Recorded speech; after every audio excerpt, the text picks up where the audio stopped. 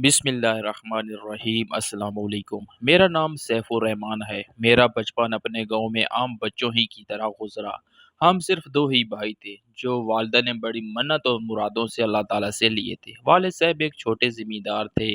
بہت عیش و عشرت نہ سہی اچھی گزر بسر ہو جاتی تھی۔ یہ سادگی کا دور تھا۔ لوگوں میں پیار و محبت اور خلوص کا رشتہ قائم تھا۔ گاؤں میں سب ایک دوسرے کے کام آتے تھے، اس لیے اس زمانے میں غربت ضرور تھی لیکن امن و سکون تھا۔ اس ہی طرح میرا بچپن بھی گاؤں کی گلیوں اور کھیتوں میں بھاگتے کھیلتے ہوئے گزر گیا اور میں نے میٹرک کا امتحان امتیازی نمبروں سے پاس کر لیا، جبکہ اس وقت میرا چھوٹا بھائی چوتھی جماعت میں پڑھتا تھا۔ اس کی اور میری عمر میں کئی سال کا وقفہ تھا۔ میٹرک کے امتحان کے بعد میں والد صاحب کا ہاتھ بٹانا چاہتا تھا، لیکن ان کی خواہش تھی کہ میں شہر جا کر آگے پڑھوں۔ یہ انہی کی خواہش تھی کہ میں نے پسماندہ گاؤں میں رہ کر میٹرک کا امتحان امتیازی نمبروں میں پاس کر لیا، جبکہ اس زمانے میں لوگ بچوں کی تعلیم پر کوئی توجہ نہیں دیتے تھے۔ کوئی دوسری اور کوئی چوتھی پانچویں جماعت سے ہی اسکول کو غیر آباد کہہ کر چھوڑ دیتا تھا، لیکن میرے ان پڑھ والدین کو ہم دونوں بھائیوں کی تعلیم دلوانے کا شوق لگن تھی۔ اب ان کی خواہش پر میں نے شہر جا کر کالج کی تعلیم مکمل کی اور اپنے ایک مہربان استاد کی مدد سے محکمہ پولیس میں شمولیت اختیار کر لی۔ وہ میرے بہت مہربان اور پرخلوص استاد تھے۔ ان کا ایک ہی بیٹا جو سعودی عرب ملازمت کرتا تھا، جبکہ ان کی ایک بیٹی نفیسہ تھی جو اپنے ابا جان کے نقش قدم پر چلتے ہوئے ایک سرکاری ہائی اسکول میں استانی تھی۔ بڑی شریف اور قابل لڑکی تھی، لیکن پولیو کا بچپن میں شکار ہونے کی وجہ سے ایک ٹانگ میں نقص رہ گیا تھا۔ میرے استاد محترم پروفیسر نفیسہ کی شادی کی وجہ سے پریشان رہتے تھے۔ پچھلے سال ہی ان کی بیگم اللہ تعالیٰ کو پیاری ہو گئی تھی، اس لیے وہ جلد سے جلد اپنی بیٹی کو اس کے گھر کا کرنا چاہتے تھے۔ ایک دو مرتبہ میں پروفیسر صاحب کے گھر گیا تو میں نے نفیسہ کی جھلک دیکھی۔ سوائے ٹانگ کے نقص کے اس میں بظاہر کوئی برائی نہیں دیکھی جاتی۔ میں نے گاؤں میں آ کر والدہ سے اپنی خواہش کا اظہار کیا اور والدہ نے میری خواہش کا احترام کرتے ہوئے پروفیسر صاحب کے آگے اپنا دامن دراز کر دیا۔ یوں نفیسہ میری دلہن بن گئی اور شادی کے بعد ہم دونوں پروفیسر صاحب کے اصرار پر انہی کے گھر رہنے لگے۔ کچھ عرصے بعد میں ایک بیٹے کا باپ بن گیا اور میری ترقی بھی ہو گئی۔ پروفیسر صاحب ریٹائر ہو گئے تھے، اب وہ زیادہ تر وقت ہمارے بیٹے کے ساتھ گزارتے۔ انہیں دنوں مجھے گاؤں سے خط آیا کہ اماں شاہدہ کو جیل ہو گئی ہے۔ یہ خبر سن کر میرے پیروں تلے سے زمین نکل گئی اور میں بھاگم بھاگا گاؤں پہنچا۔ اماں شاہدہ کا اصل نام ارشاد بی بی تھا، لیکن گاؤں کے ماحول میں اصل نام تبدیل ہو جاتے ہیں۔ یہ میری والدہ کی چچا زاد بہن ہونے کے ساتھ ساتھ بچپن کی پکی سہیلی بھی تھی۔ اس کے علاوہ وہ میرے اکلوتے چچا کی بیوی بھی تھی۔ میں بچپن سے ان سے بہت پیار کرتا تھا کیونکہ وہ میری رضائی ماں بھی تھی۔ جب میں 4 ماہ کا تھا تو ان دنوں اماں کو کھیتوں میں چارہ کاٹتے ہوئے ایک زہریلے سانپ نے کاٹ لیا۔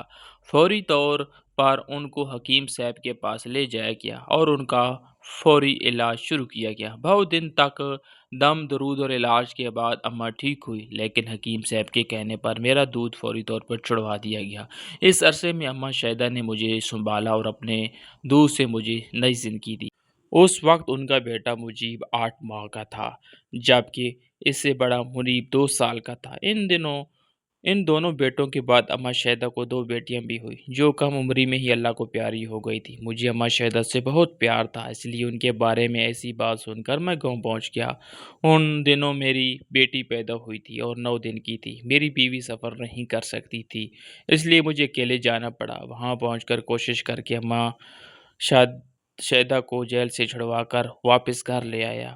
یوں کہ اماں شاہدہ کی بہو جو خاص چنچل اور شوخ مزاج ہونے کے ساتھ ساتھ بہت خوبصورت بھی تھی، اس کی اماں شاہدہ کے بڑے بیٹے کے اصرار پر 3 سال پہلے شادی ہوئی تھی۔ جمیلہ نامی لڑکی سے شادی کے بعد سال بھر تک اس کا شوہر یہی گاؤں نہیں رہا اور اپنی زمینوں پر کام کرتا رہا، جس سے گزر بسر ہو جاتی تھی۔ لیکن جمیلہ کی فرمائش اور خواہشات اس آمدنی میں پوری نہ ہو پاتی تو وہ اکثر اداس ہو جاتی، جس کی وجہ سے منیب بھی دکھی ہو جاتا۔ پھر انہی دنوں منیب کے ایک دوست نے جو لیبر دبئی کام کی کار سے گیا تھا، اس کی منیب نے اپنے لیے کام ڈھونڈنے کے لیے کہا ہوا تھا۔ اس دوست جس کا نام شاکر تھا، اس نے منیب کو دبئی بلوا لیا۔ دبئی کے ایک کنسٹرکشن کمپنی میں وہ ویسیت لیبر کام کرتا تھا۔ جو منیب اپنے کچھ جانور بیچ کر اور قرضہ لے کر دبئی پہنچ گیا۔ وہاں جا کر اس نے بہت محنت کی اور 1 سال میں جن لوگوں کا قرضہ اس نے دینا تھا وہ بھی اتار دیا۔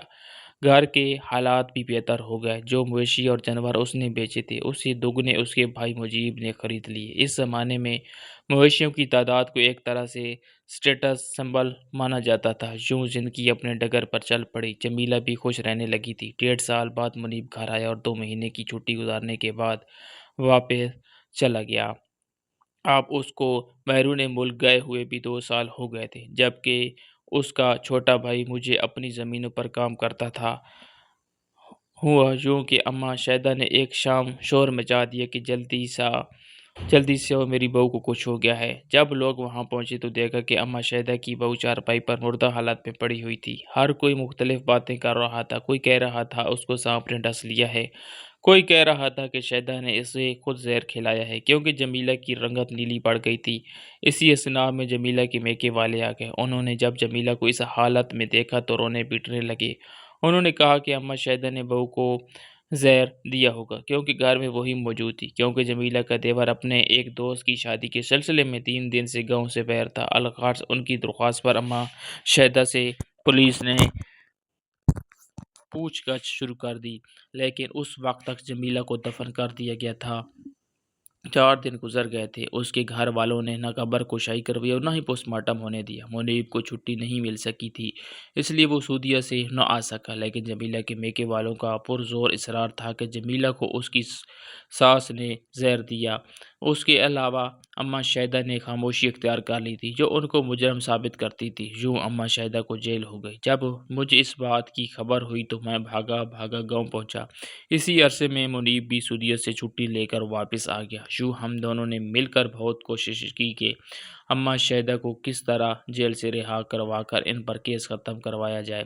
یہ تو ایک الگ ہی کہانی ہے۔ 2-3 دن ان کے ساتھ میں نے گاؤں گزار کر واپسی کا ارادہ کیا۔ جانے سے ایک شام پہلے اماں شاہدہ اور میں ایک دوسرے کے نزدیک بیٹھے تھے۔ سردی کا موسم تھا۔ ان کے دونوں بیٹے کہیں باہر گئے ہوئے تھے۔ اماں شاہدہ جلتے ہوئے انگاروں پر نظر جمائے نہ جانے کیا سوچ رہی تھی۔ وہ بہت اداس اور کوئی سی رہنے لگی تھی۔ بحیثیت ایک پولیس افسر میرا تجربہ یہ کہتا تھا کہ اپنی بہو کی موت میں اماں شاہدہ کا کسی طور پر ہاتھ ضرور ہے، لیکن میرا دل اس بات کو ماننے سے انکاری تھا۔ میں نے یوں ہی کہہ دیا، آپ نے ایسا کیوں کیا اماں شاہدہ؟ میرے اس اچانک سوال پر اماں شاہدہ نے اپنا سر جھکا لیا، بالکل اس مجرم کے انداز میں جس کا راز کھل گیا ہو۔ کہنے لگی، پتر میرے دل پر بڑا بوجھ ہے۔ انہیں نے گہری سانس لی اور پھر بات شروع کی۔ میرے منیب کا گھر اجڑ گیا اور وہ بھی اس کی ماں کے ہاتھوں سے، لیکن میں کیا کرتی پتر؟ میں بہت مجبور تھی۔ اس کے سوا میرے پاس اور کوئی دوسرا راستہ ہی نہیں بچا تھا۔ آپ کھل کر مجھے بتائیں اماں شاہدہ، کیا ہوا تھا؟ میں نے ان کے کندھوں پر ہاتھ رکھ کر ان کو تسلی دینے دی۔ کہنے لگی، منیب کے باہر جانے کے بعد سب کچھ عرصے تک تو ٹھیک ہی رہا۔ سال تک تو حالات بہت اچھے ہو گئے، لیکن پھر جمیلہ کے رنگ بدلنے شروع ہو گئے۔ جب بھوکا رہتا ہے نہ پتر تو وہ ایسی ہی حرکتیں کرتا ہے۔ اس بد نصیب سے بھی وہ اپنا وقت سنبھالا نہ گیا۔ اب وہ بہت ہار سنگار کرنے لگی تھی، حالانکہ میں نے اسے منع بھی کیا تھا کہ گاؤں دیہات کا ماحول ہے، تیرا گھر والا جہاں موجود نہیں ہے، یہ سب نہ کیا کر۔ پھر انہی دنوں منیب گھر آ گیا اور کچھ مہینوں کی چھٹی گزارنے کے بعد واپس چلا گیا۔ اس کے جانے کے بعد اس نے وہی رنگ ڈھنگ اپنانے شروع کر دیے۔ من سنور کر محلے میں نکل جاتی۔ آخر میں نے اس کے گھر سے باہر نکلنے پر پابندی لگا دی۔ جب اس نے احتجاج کیا کہ تو میں نے اس کے تینوں بھائیوں کو بلا کر اس کی ساری باتیں بتائیں۔ انہوں نے بھی اس معاملے میں میرا ہی ساتھ دیا۔ یوں جمیلہ کا وقت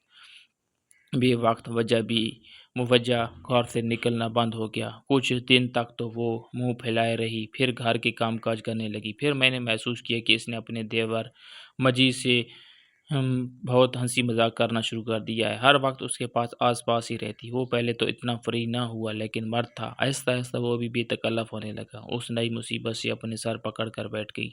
جب جمیلہ کو سمجھایا تو وہ بھی بے حیا اور جدائی سے کہنے لگی، اماں ایک ہی تو شکل و صورت اور قد کاٹ کے ہیں، دونوں بھائی ہیں۔ سچ پوچھو تو مجھے میں منیب ہی نظر آتا ہے۔ میرا تو اس کی یہ بات سن کر سر چکرانے لگا۔ مجھے اس ٹائم سے شدید نفرت محسوس ہوئی، جس کی خواہشات اور فرمائشیں پوری کرنے کے لیے میرا بیٹا پردیس دھکے کھا رہا تھا۔ مجیب کو میں نے سمجھایا کہ اپنی بھابھی جو جمیلہ سے دور رہے۔ کچھ دن تک تو اس نے میری ہدایت پر عمل کیا، لیکن پھر جمیلہ اس کو اپنے دام میں फंसाने की लगी। मैंने मुनीब को खत लिखा, उसे कुछ बताया तो नहीं, बस यही कहा कि मेरा घर में तेरे बगैर दिल नहीं लगता, सब कुछ छोड़ छाड़ कर घर आ जा, वैसे भी तेरी जवान बीवी तेरे राह देखती है। उसने जवाब में लिखा कि अम्मा, जब मेरे पास बड़े कारोबार के पैसे होंगे तो आ जाऊंगा, क्योंकि मुझे जमीला यही कहती है कि अभी घर वापस न आना और पैसे जमा कर, इसलिए मैं नहीं आ सकता। बात ऐसी थी कि घर से बाहर भी नहीं निकाली जा सकती थी। फिर एक रात मैंने जमीला को मुजीब के कमरे से निकलते देखा। बस पुत्र, फिर मैंने बहुत सोच समझ कर यह फैसला किया कि जमीला को ही रास्ते से हटा देना चाहिए, ना रहेगी बांस और ना बजेगी बांसुरी।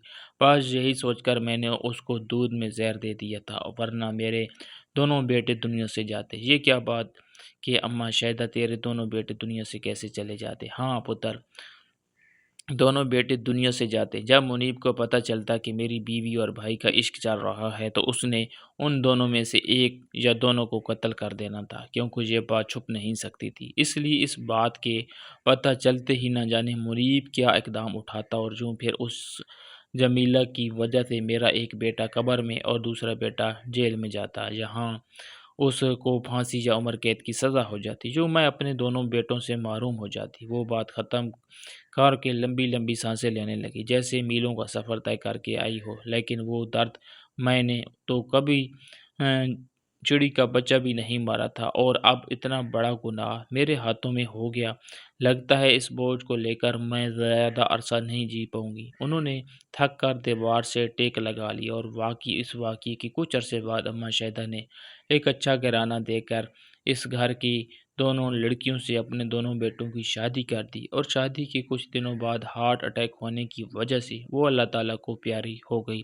अल्लाह उनकी मग़फ़िरत फ़रमाए। मुझे आज भी जब अम्मा शहदा का ख़्याल आता है तो सोचता हूँ कि हालात इंसान को कभी कभी कितना मजबूर कर देते हैं कि वो गलत कदम उठाने पर मजबूर हो जाता है। अल्लाह ताला किसी भी माँ को हालात के हाथों मजबूर ना करे, क्योंकि माँ एक ऐसी हस्ती है जो अपनी औलाद को बचाने या उसकी हिफाजत के लिए किसी भी तरह का कदम उठा सकती है।